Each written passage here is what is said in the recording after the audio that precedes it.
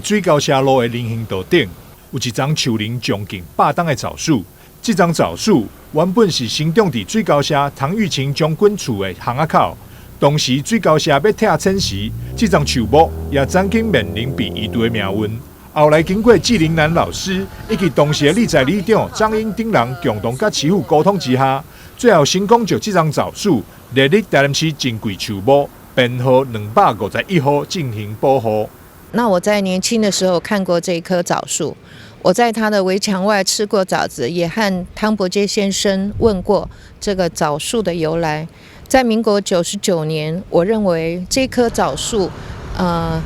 它的形象很美，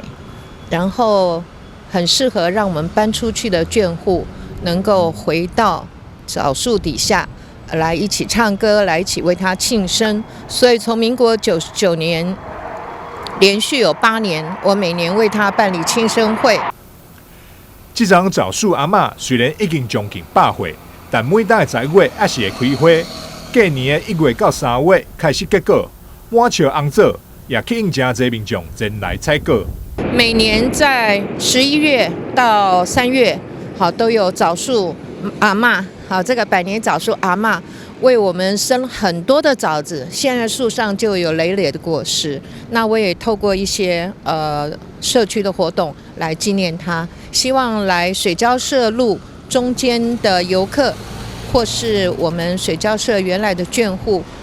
喜欢百年枣树，来看看枣树阿嬷。1月到3月的时间，它会慢慢的结果，然后当它结果累累的时候，其实就有很多民众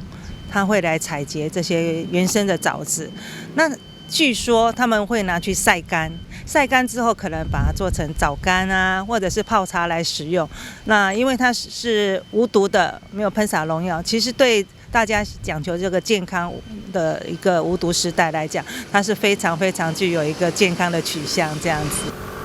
伫都市内底，各当看到结实累累的100年枣树，实在真难得。保护老枣树的发起人张英，就咧感谢市府当时愿意将树保留，为水高社民众留下美好回忆。同时为了枣树阿嬷的健康，呼吁市民大众莫为压肥，只要有当时压水就好，如此才会当维护老树的健康。